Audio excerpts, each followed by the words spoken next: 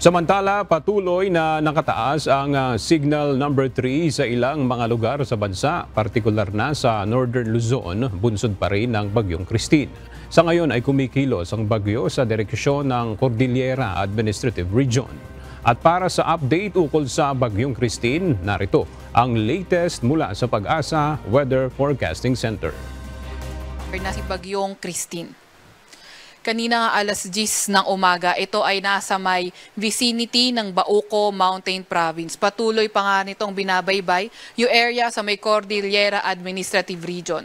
Ito ay nagtataglay ng lakas na hangin na 95 km per hour malapit sa sentro at bugso na aabot sa 160 km per hour. Kumikilos sa direksyong Kanluran, hilagang Kanluran sa bilis na 20 km per hour. So may kita nga natin na may kalakihan nga itong si Christine at nagdadala ng mga paulan sa malaking bahagi ng Luzon, almost whole Luzon and sa ilang bahagi rin ng Visayas area. Maliban nga dito kay Christine, may minomonitor din tayong low pressure area sa labas ng ating Philippine Area of Responsibility. Nananatiling malaki yung tsansa na ito ay maging bagyo in the next 24 hours.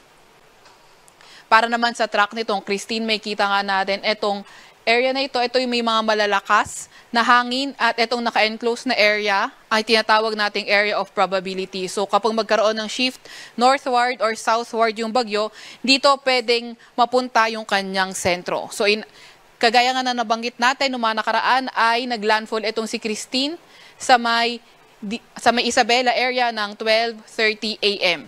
Posibleng lumabas na rin ng ating landmass itong si Christine within the day at ang labas niya ay sa may Ilocos region.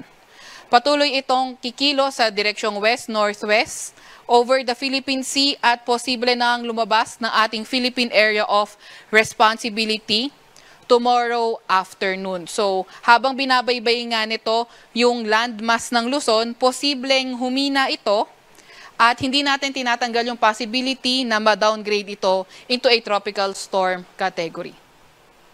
Pero kahit hihina siya, habang binabaybay yung landmass, pagdating ulit ito sa karagatan, posible nga rin itong makapag-ipon ulit ng lakas.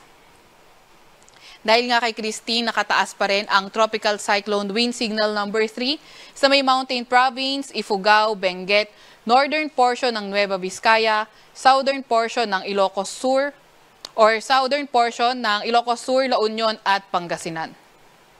Signal number 2 naman sa may Cagayan, kabilang ng Babuyan Islands, Isabela, sa may Quirino, nalalabing bahagi ng Nueva Vizcaya, Apayao, Kalinga, sa may Abra, Ilocos Norte, nalalabing bahagi ng Ilocos Sur, Nueva Ecija, pati na rin sa may Aurora at Bulacan area. Signal 2 pa rin sa may Tarlac, Pampanga, sa may Zambales, Bataan, sa may Metro Manila rin, Rizal, Cavite, western portion ng Batangas, at ang northern portion ng Laguna. Samantalang signal number 1 sa may Batanes area, nalalabing bahagi ng Batangas, nalalabing bahagi ng Laguna, nalalabing bahagi ng Quezon, sa may Oriental Mindoro, sa may Marinduque, sa may Romblon, northern portion ng mainland Palawan, kabilang na nga ang Calamian Islands.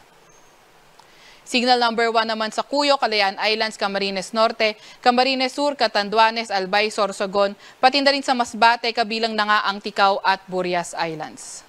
Signal number 1 pa rin naman sa may Aklan, Capiz, Antique, kabilang na ang Caluya Islands, Bantayan Islands, sa may Northern Samar, northern portion ng Samar, sa may Biliran, northern portion ng Eastern Samar, at ang northwestern portion ng Leyte. So meron din nga tayong nilabas na weather advisory kaninang 11 a.m. kung saan may mga malalakas na pagulan na maidudulot itong binabantay natin si Bagyo Christine. So ngayon, araw, asahan natin more than 200 millimeters of rain. So mga malalakas na mga pagulan nito, intense to torrential rains sa may Pangasinan, Zambales, La Union at Occidental Mindoro. Heavy to intense na mga pag-ulan sa may Cagayan Valley, Cordillera Administrative Region, nalalabing bahagi ng Ilocos Region, Tarlac, Pampanga, Bataan, Cavite, Batangas at Calamian Islands at katamtaman hanggang sa malalakas sa pagulan, 50 to 100 millimeters of rain sa may Metro Manila, Bulacan, Nueva Ecija, Aurora, Laguna, Rizal, Quezon, Oriental Mindoro, Marinduque, Romblon, Antique, Aklan, Negros Occidental at Palawan.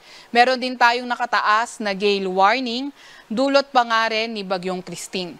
So asahan natin yung gale warning nakataas na sa may Batanes, sa may northern coast ng Cagayan, kabilang na ang Babuyan Islands, Ilocos Norte, Ilocos Sur, La Union, Pangasinan, sa may Aurora, Zambales, Bataan, Cavite, Batangas, Lubang Islands, sa may Isabela, eastern coast ng Cagayan, sa may Quezon, kabilang na ang Polillo Islands, Metro Manila, sa may Bulacan, Occidental Mindoro, Palawan, Camarines Norte, Camarines Sur, Catanduanes, sa may Marinduque, sa may Romblon, sa may Burias Islands, southwestern coast ng Negros Oriental, sa Negros Occidental, Guimaras, Iloilo, Capiz, Aklan, Antique. Meron din naman tayong storm surge warning dito, kaya ingat sa mga biglaang or sa storm surge sa may Aurora, sa may Cagayan, Ilocos Norte, Ilocos Sur, Isabela, La Union, Pangasinan at Zambales.